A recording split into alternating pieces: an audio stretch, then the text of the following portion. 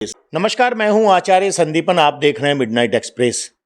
इस वक्त मैं उत्तर प्रदेश के जनपद बागपत में मौजूद हूं। जनपद बागपत का एक नगर है छपरौली, और बेहद सनसनीखेज मामला यहां एक सामने आ रहा है। इंडियन नेवी का एक जवान जो कि मुंबई में INS अभिमन्यु पर तैनात था, वो लापता है, वो गुमशुदा है। इंडियन नेवी की तरफ से अभी तक कोई भी इस तरह की कारगर कार्रवाई नहीं की गई है कि उनके परिजनों को कुछ विश्वास हो, कुछ तसल्ली मिले।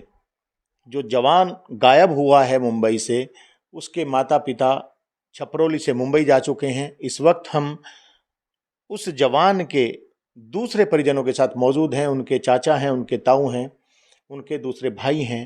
तो आइए बात करते हैं उन लोगों से कि ये पूरा मामला क्या है, कैसे विशाल भटनागर गायब हुआ है। मैं आपका नाम जानना चाहूँगा सबसे पहले। मेरा नाम सनी भटनागर है। सन्नी, आप विशाल के क्या लगते हैं? मैं विशाल के ताऊ का लड़का लगता हूँ। विशाल के भाई हैं, कजन हैं।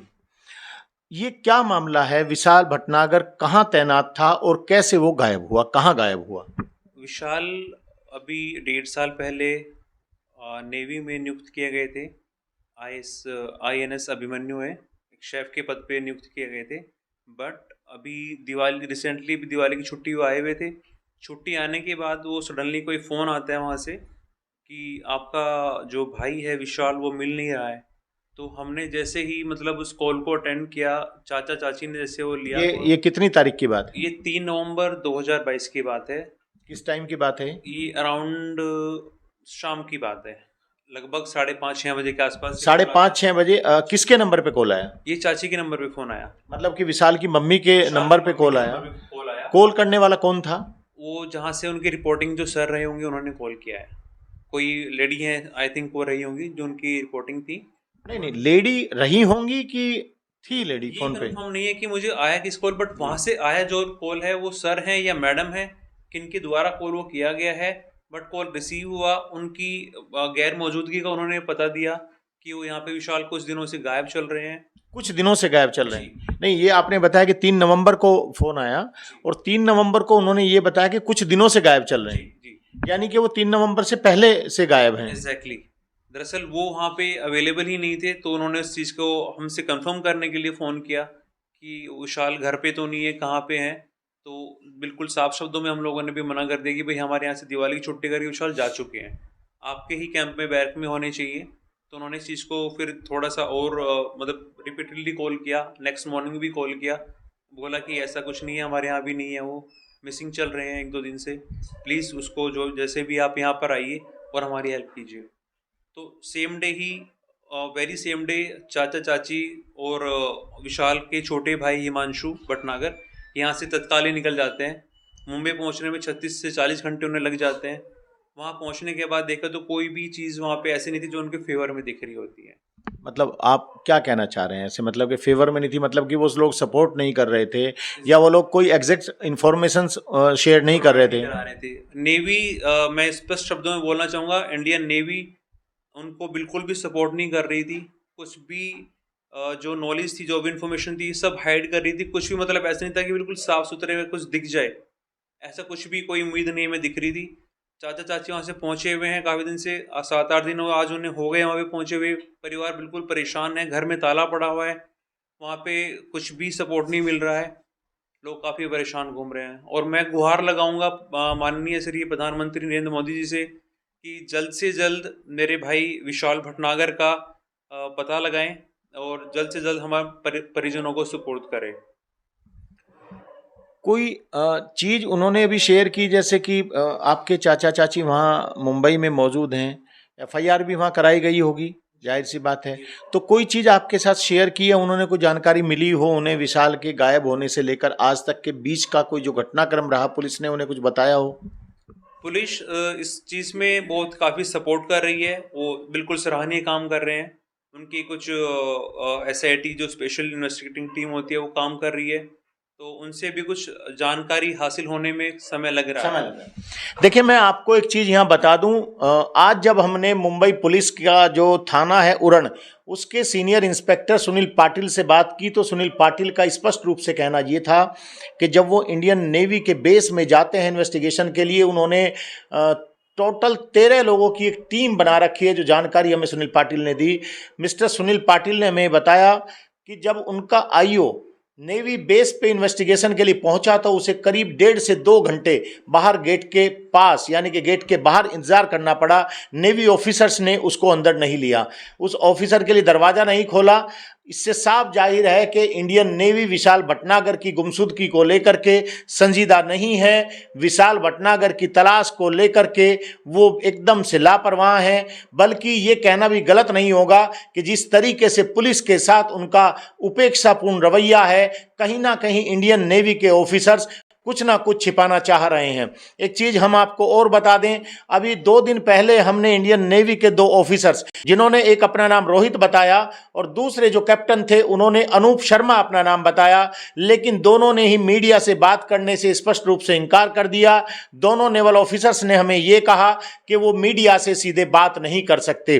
तो सन्नी, आपको क्या लगता है, जिस तरीके से उपेक्षापूर्ण रवैया है नेवी का, क्या नेवी के लोग भी इसमें, उनके सहयोगी जो विशाल भटनागर हैं आपके भाई, उनके कलीग्स या उनके सीनियर्स, इसमें कुछ शामिल हो सकते हैं कि कोई मानसिक प्रेशर विशाल के ऊपर रहा हो, या फिर विशाल के गायब होने के पीछे किसी अंदर के ही नेवल बेस के किसी अंदर के आदमी का भी हाथ हो? जी बिल्कुल रहा होगा। यही एक कारण हो सकता है जिस वजह से सभी इन्फॉर्मेशन को छुपाया जा रहा है, कुछ भी स्पष्ट नहीं बताया जा रहा है। कोई ऑफिसर अपने ऊपर रिस्पॉन्सिबिलिटी लेने के लिए तैयार नहीं है। वहाँ पर जिस तरीके से वो अपना रवैया दिखा रहे हैं टुवर्ड्स अपने एक सैनिक की तरफ, वो उनका बिल्कुल भी अच्छा नहीं है। मेरा भाई विशाल भटनागर हमें 15 तारीख तक नहीं मिलता है, तो हम कम से कम 5000 लोगों के साथ छपरोली के मुख्य मार्गों से 5000 लोगों के साथ मसाल जुलूस निकालेंगे। आप विशाल की क्या लगती? मैं विशाल की ताई लगती हूँ। विशाल की ताई लगती हैं। विशाल लगभग 10-12 दिनों से गायब है। हाँ जी, विशाल 3 तारीख से पता चला है उनकी मम्मी पापा से, देवा देवनानी से, कि 3 तारीख से गायब है, 3 नवंबर से। क्या हालात हैं परिवार के विशाल की गैर मौजूदगी में, उसके गायब होने के? बहुत बेकार हालत है, ना कोई खा रहा है, ना पी रहा है, ना कोई सो रहा है, कोई भी मतलब मन में संतुष्टि नहीं है। और वहाँ पे जाने के बाद भी उन लोगों को भी संतुष्टि नहीं मिल रही है। क्या आप बहुत कुछ मतलब जो है करने के बाद में भी, प्रशासन से भी, पुलिस वालों से भी करने के बाद में भी उनकी कोई भी सुनवाई नहीं हो रही है वहाँ पे। जिस तरीके से पता चल रहा है कि नेवल ऑफिसर जो है सपोर्ट नहीं कर रहे हैं, क्या आज आप पछता रहे हैं कि अपने बेटे को सेना में भेजना चाहिए था कि नहीं भेजना चाहिए था? बहुत पछता रहे हैं। अगर इसी तरीके से सीनियर ऑफिसर्स उपेक्षा करेंगे अपने सैनिकों की, तो क्या लगता है कि आने वाले समय में परिवार अपने बच्चों को सेना में भेजेंगे? नहीं, कोई भी अपने इस तरीके से बच्चे के साथ में हादसे होते हैं तो कोई भी नहीं सोचेगा माँ बाप कि हम अपने बच्चे को किसी भी मतलब इसमें सैनिक उसमें भेजें। रमेश जी, आप ताऊ जी हैं विशाल के, आपको क्या लगता है इसमें कि किस वजह से विशाल गायब है, या कोई ऐसी चीज़ आपके माइंड में हो जो आप बताना चाहें, हमारे साथ शेयर करना चाहें? विशाल की गुमशुदगी के पीछे क्या लगता है आपको? देखो जी, हमें तो ये लगता है कि जो नेवी का अफसर हैं वही कुछ बदमाशी कर रहे हैं इसमें, और वही छुपा रहे हैं। कोई जानकारी, सही जानकारी नहीं दे रहे वे। और हमारा जो है ये मंत्री जी से, रक्षा मंत्री से अनुरोध है कि हमारी जो है सुनवाई करें, हमारे बच्चे को वापस लाएं जल्दी से जल्दी, और उनकी जो है कार्रवाई जल्दी से जल्दी हो। अगर चूंकि काफ़ी दिन हो गए हैं, 8-10 दिन 12 दिन हो गए हैं विशाल की गुमशुदगी को, अगर जल्दी ही विशाल का कोई पता नहीं चलता है, फिर आपका अगला कदम क्या होगा? हमारा अगला कदम होगा जी, रक्षा मंत्री श्री राजनाथ सिंह के हम कार्यालय पर जाएंगे, वहीं धरना देंगे, वहीं हर तरह का मतलब जो भी सक्षम प्रयास होगा हम करेंगे। अगर आत्मदाह की भी नौबत आई हम करेंगे। अपने भाई को पाने के लिए हम किसी भी हद तक जाने के लिए तैयार हैं। वो नेवी में गया है, हमने भारत देश को सौंपा है, तो हम चाहेंगे कि जितनी सुरक्षा सभी सैनिक मिलकर भारत की करते हैं, हम चाहेंगे हमारे मंत्री, हमारा देश मिलकर भी उन सैनिकों की उतनी ही रक्षा करे। देखिए, विशाल के भाई हैं सन्नी भटनागर, उन्होंने स्पष्ट शब्दों में ये कहा है कि अगर देश की पुलिस, देश की नेवी, मुंबई की पुलिस विशाल भटनागर को जल्दी से खोज करके नहीं लाती है तो वो देश के रक्षा मंत्री राजनाथ सिंह के कार्यालय पर जाकर धरना देंगे, बल्कि न सिर्फ धरना देंगे, उन्होंने स्पष्ट रूप से कहा है कि अगर उन्हें विशाल के लिए आत्मदाह भी करना पड़ा तो उनका पूरा परिवार देश के रक्षा मंत्री राजनाथ सिंह के दिल्ली स्थित कार्यालय पर आत्मदाह करेगा। मैं कहूँगा कैमरा पर्सन से वो दिखाएं, यहाँ बहुत सारे लोग मौजूद हैं जो उनके और परिजन भी हैं और उनके मिलने वाले भी हैं। जी, मैं आपका नाम जानना चाहूँगा। जी, मेरा नाम कन्हैया है। कन्हैया जी, आप क्या लगते हैं विशाल के? मैं चचा लगता हूँ। चाचा लगते हैं आप। क्या कहेंगे इसे कि देश की नेवी जिसके लिए वो काम कर रहा था विशाल, वो 10-12 दिन होने के बावजूद भी ये पता चल रहा है कि लापरवाह है, कोलैबोरेशन उनका जो है नहीं है पुलिस के साथ में, वो पुलिस की उपेक्षा कर रहे हैं जांच की। क्या कहेंगे इसके बारे में? सर ने भी बिल्कुल लापरवाही कर रही है। ये बिल्कुल भी जो है हमारी जो है बच्चों को लापरवाही कर रही है, देख रेख नहीं कर रही है उनकी। हम उस जो है इस वजह से बहुत चिंतित है, हम परेशान हैं सारे। यहाँ अगर हमें जो है काम नहीं चलेगा तो हम रक्षा मंत्री से मिलेंगे। एकदम हमारा काम नहीं चल रहा। क्या अपील करेंगे आप? मैं ये अपील करूँगा कि नहीं, मैं कोई बच्चों को ना भेजा, कोई भी पेरेंट्स जो है मैं किसी बच्चे को ना भेजा। मैं विशाल की चाची हूँ जी। विशाल की चाची हैं? हाँ जी। विशाल को कई दिन हो गए हैं गायब हुए, अभी तक कोई ठोस जानकारी नहीं मिल रही है। पुलिस भी अभी तक अंधेरे में तीर चला रही है, पुलिस के पास भी कोई ठोस जानकारी विशाल के बारे में नहीं आई है। और पुलिस का ये भी कहना है कि जो नेवल ऑफिसर्स हैं, नेवी के अधिकारी हैं, जो विशाल के सीनियर्स हैं, वो उन्हें सहयोग नहीं कर रहे हैं जांच में। और विशाल के जो मम्मी पापा हैं वो कई दिनों से मुंबई में हैं। तो आप इसे किस तरीके से देखती हैं? हम तो इसी तरीके से देखेंगे जी। हमने अपने लड़के को देश की सीमा पे देश के सैनिकों के साथ काम करने के लिए भेजा कि हमारा भी लड़का देश की रक्षा करेगा। लेकिन अगर रक्षा करने वालों का भी यही हाल होगा तो कौन माँ बाप भेजेगा अपने बच्चों को?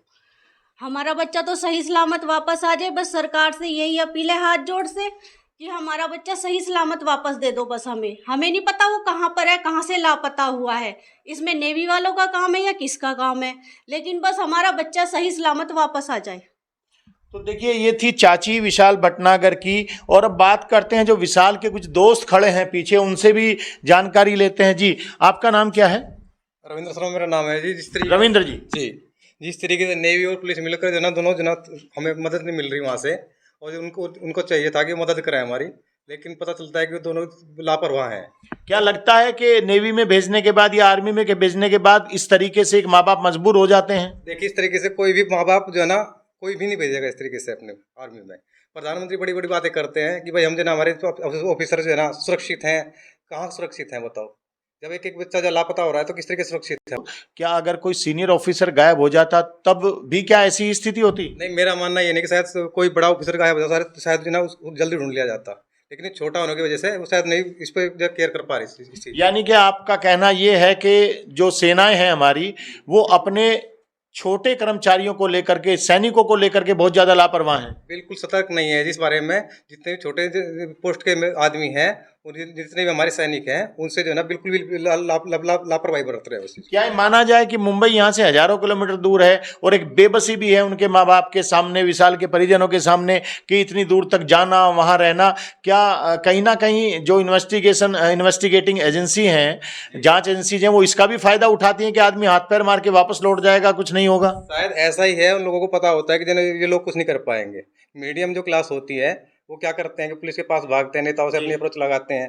उनके पास पैसा तो होता नहीं है, इसका शायद वो फायदा उठाते हैं इस चीज़ के लिए। ठीक है ना, उनको जो ना कभी कुछ बोल देते हैं, कभी कुछ बोल देते हैं, ठीक से जो उनको आंसर भी दे पाते हैं वो लोग। तो चलिए हम और बात कर। जी, आपका नाम मैं जानना चाहूँगा। सुधीर कुमार। सुधीर जी, विशाल भटनागर जिस तरीके से गायब हैं और लापरवाही सामने आ रही है इंडियन नेवी की, क्या कहेंगे इस बारे में? हमारे तो ये कहेंगे जी, वो सहयोग नहीं हो रहा, उनका आपस में तालमेल नहीं बन रहा। पुलिस और जो नेवी के ऑफिसर हैं और वे आपस में तालमेल बना है। और जो हमारे दोस्त का लड़का गायब है उसे जल्दी से जल्दी ढूंढ कर हमें सौंपने की कोशिश करें। मतलब ये माना जाए कि नेवी के लिए तो किसी का गायब होना संख्या भर होता है, असल दर्द तो उसके माँ बाप को होता है। हाँ जी, सबसे ज़्यादा दर्द तो उनके माँ बाप को और हमें है जी। हमारा बच्चा गायब है जो 8 दिन से। जी, आपका भी मैं नाम जानना चाहूँगा। अंसार अहमद। जी, अंसार साहब, कैसे देख रहे हैं इस मामले को कि नेवी बिल्कुल लापरवाही कर रही है, संजीदा नहीं है, गंभीर नहीं है विशाल भटनागर की बरामदगी को लेकर के? हाँ जी, बिल्कुल नेवी बिल्कुल इसमें लापरवाही कर रही है, गंभीर बिल्कुल नहीं है। अगर इसमें संजीदा होती तो अब तक हमारे बच्चे का पता लग गया होता, लेकिन बिल्कुल भी कोऑपरेशन नहीं हो रहा है, बिल्कुल कोऑपरेट नहीं कर रही है नेवी। क्या मानते हैं कि इसमें नेवी के अंदर के कुछ लोगों का भी हाथ हो सकता है? जिस तरीके से नेवी की लापरवाही सामने आ रही है, जांच एजेंसी जो कह रही हैं, जो जांच कर रही हैं कि सब नेवल ऑफिसर्स कॉपरेट नहीं कर रहे हैं बिल्कुल।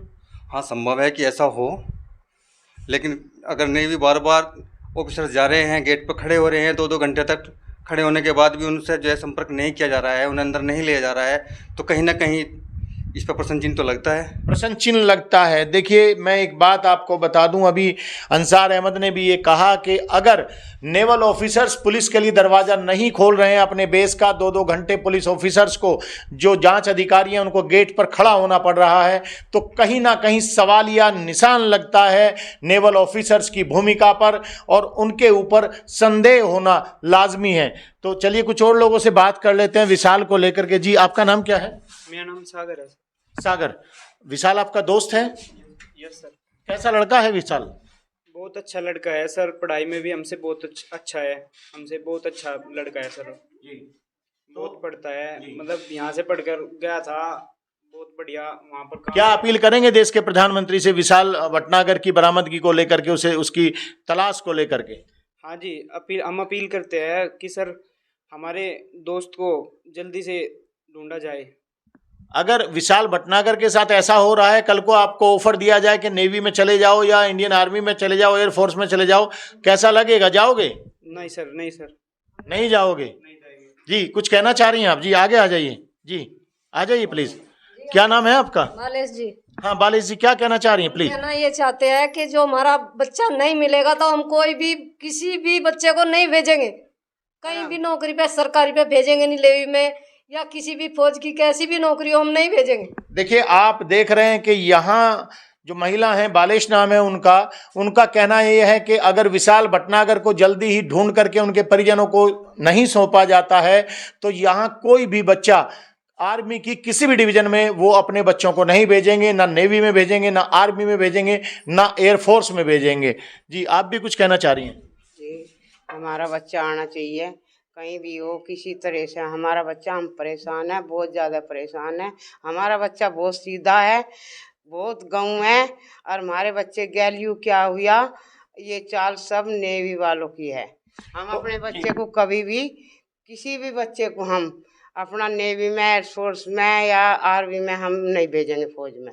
तो आप देख सकते हैं कि विशाल भटनागर की गुमशुदगी के बाद जो रवैया इंडियन नेवी का है, जिस तरीके की लापरवाही इंडियन नेवी कर रही है, उसको देखते हुए यहाँ जो लोग हैं, यहाँ जो महिलाएं हैं, उनका स्पष्ट रूप से कहना यह है कि यदि विशाल भटनागर जल्दी ही अपने घर वापस नहीं आता है तो वो अपने किसी भी बच्चे को देश की सीमाओं की रक्षा के लिए ना नेवी में भेजेंगे, ना एयरफोर्स में भेजेंगे, और ना ही इंडियन आर्मी में भेजेंगे। जिस डिवीज़न में विशाल भटनागर काम करता था, जॉब करता था, विशाल भटनागर की बरामदगी को लेकर के, उसकी तलाश को लेकर के वो अधिकारी बेहद लापरवाह हैं। उन्होंने अपने होठ सील लिए हैं, ना वो मीडिया से बात करने के लिए तैयार हैं, ना वो मुंबई पुलिस के साथ सहयोग करने के लिए तैयार हैं। मैं आचार्य संदीपन, मिडनाइट एक्सप्रेस के लिए, बागपत, उत्तर प्रदेश।